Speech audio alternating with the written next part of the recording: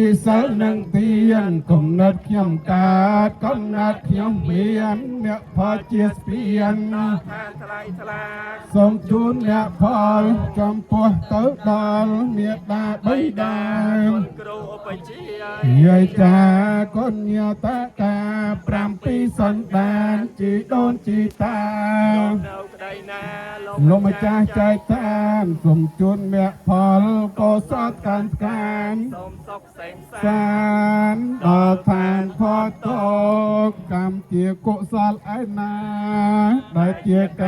ម្មខ្ញុំបានកសាងដោយកាយភាយចាស់ចាស់ប៉ិនកុសល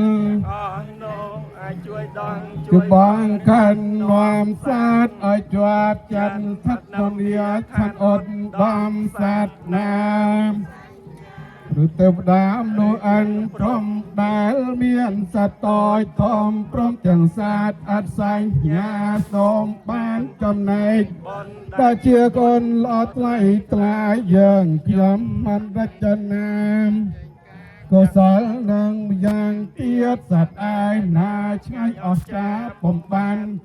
សូមទេវទៅដឹងជាដំណឹងយ៉ាងនេះឋានរាជជននៅឯនោះបានជ្រះខ្លាកសាងបញ្ចរិយាវត្ថុជាផ្លូវឆាតឆាយហើយគេឧទ្ទិសផលបានដល់ទាំងឡាយចូលមានចិត្តស្រស់ស្រាយបន្ទន់កាយតទួយយកសត្វលោកទាំងអស់តែបានរស់តរៀងមកសូមបានបរិភោគនៅអាហារទើបរកបានសត្វទាំងអនុណាបានសុខាសពគ្រប់ប្រានអាហារយ៉ាងចំណានសូមឲ្យបានកុំខានឡើយសូមអនុមោទនាសាធុទៀតព្រះពុទ្ធជាទីពឹ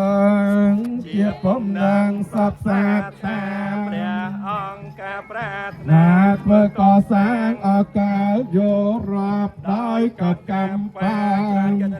ព្រោះកិនគោបានត្រាំប្រជាគ្រូលពំឋានធ្វើកម្មជាកំរប្រពំបានតោកយ៉ាលំបាប្រាំគ្រប់ប្រយោជន៍ដល់សំសានសមុសេរសាចិត្តប្រាថ្នាបង្គំថ្វានព្រះពុទ្ធករុណាសាទនោជាទីបន្សំការសត្វតែងកាត់ស្លាប់បងប្រចំហងកម្មជាកលតលក្នុងខប់តូចទាំងភពធំហេតុតែមិនដឹងធំ